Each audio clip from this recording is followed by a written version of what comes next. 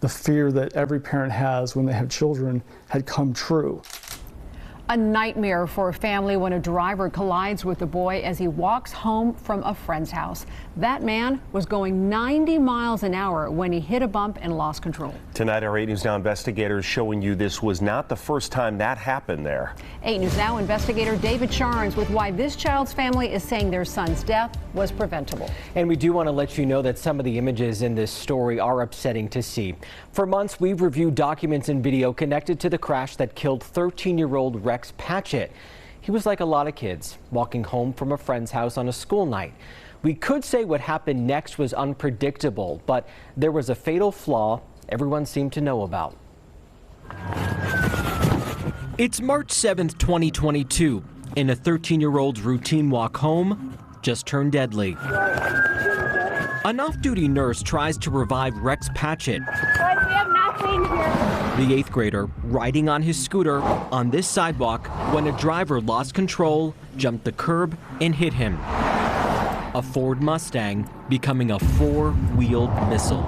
He's just a good-hearted, good, kind child. Jason Patchett is Rex's dad. Rex was not responding to our calls or texts. We kept trying to ping his phone through the Find My Phone app, and it just kept saying offline. Well, Rex's phone lay desperate and broken. An officer's body camera rolls as he and his colleague begin their investigation. They hit the bump over here, tail whipped, and then you know how we have the bump in the hill right here? The bump, an unplanned ridge in the road, becoming a favorite for racers, and you can see why. Paradise Hills Drive is a straight downhill drag. The bump was here, right after this turnoff, right in the middle of the road. The car that hit Rex lost control, ending up here on the sidewalk in front of Mannion Middle School, where hundreds of students attend class. This is video of cars going over the bump just after the crash that killed Rex. Evidence of the bump's damage marked in the pavement. The car that crashed into Rex was going more than 90 miles an hour in this 35-mile-per-hour zone. Its operator telling an officer this. So what was going on, man? We were going fast. We were just kind of... I know there's that little bump there, I know.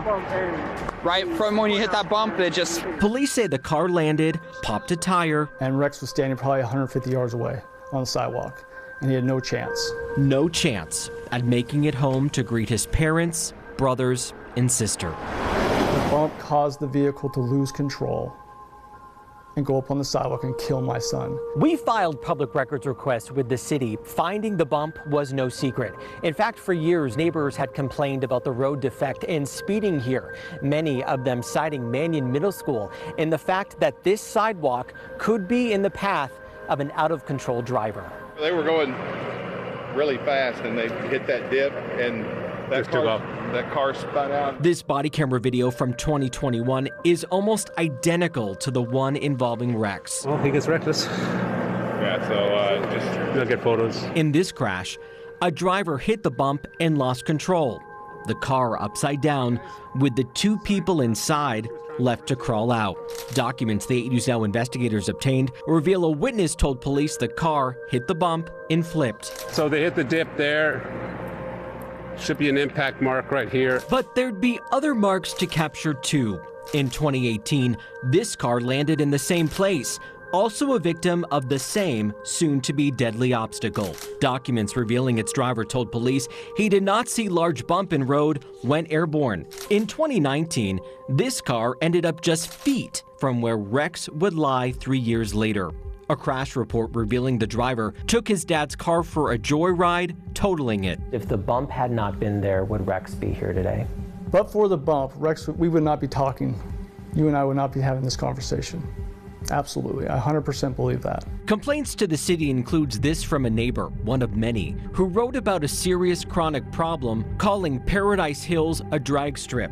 This drawing shows the original design for the road, the bump appearing years later. It was not part of the design. We showed it to Gordon Meth, an East Coast-based civil engineer who investigates crashes in the roads where they happen. In this case, When used at the appropriate speed, it's uncomfortable, but it doesn't seem to create a hazard from what I saw in the video. He says it's important to factor in speed when looking at crashes here. Police would later arrest Jose Marmolejo for reckless driving. Hey, Jose, how fast would you say you're going, man? You could just give an approximate. Like 80 miles. Estimating 80 was really 93, almost 3 times the limit when he hit the bump and collided with Rex.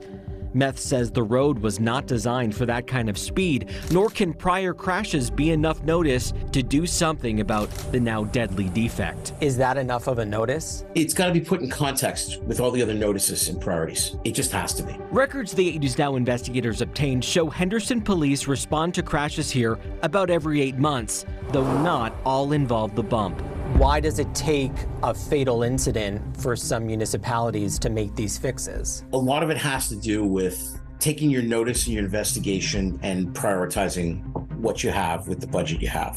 2 days after Rex's death, after years of violent crashes involving the bump, a Henderson employee sent this email. Traffic engineers were not aware of the bump's existence. A few hours later, a Public Works employee writes, "Let's do bump ASAP." The city would remove the bump in October 2022 at a cost of about $150,000. Laziness.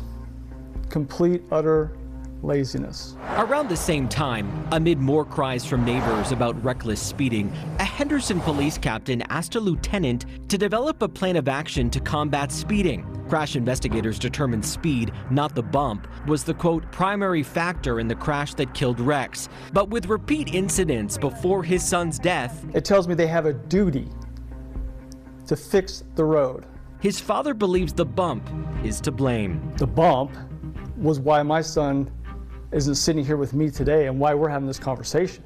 Now, with nearly 2 years since his son's death, Patchett says he won't drive on this road. But he does walk here, passing this picture of Rex in his home, reminding him of his purpose every day without him. He was kind, and he just wanted to make you smile. He's waving at you and letting you know that I'm still here, I'm with you, and I firmly believe that. After several months of going back and forth with the city spokesperson about scheduling an interview about the bump, they declined our request. But in the days after the crash, neighbors emailed then City Councilwoman Michelle Romero, now Mayor Romero, about fixing that bump that wasn't supposed to be there. This is one of those emails we obtained through a records request, where she says in part her thoughts and prayers are with Rex's family and that speed was a major factor in this crash. After getting a no from the city about an interview, I replied to the mayor directly and I said this: I did not receive a response as to why the mayor cannot accommodate this interview request. I'm surprised the mayor does not want to talk about the loss of a child in our community. No response.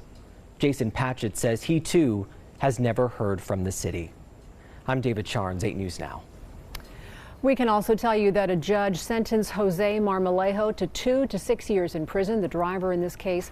Earlier this year, the legislature passed and Governor Lombardo signed Rex's law, which increases prison time to a maximum 10 years for drivers in similar fatal crashes.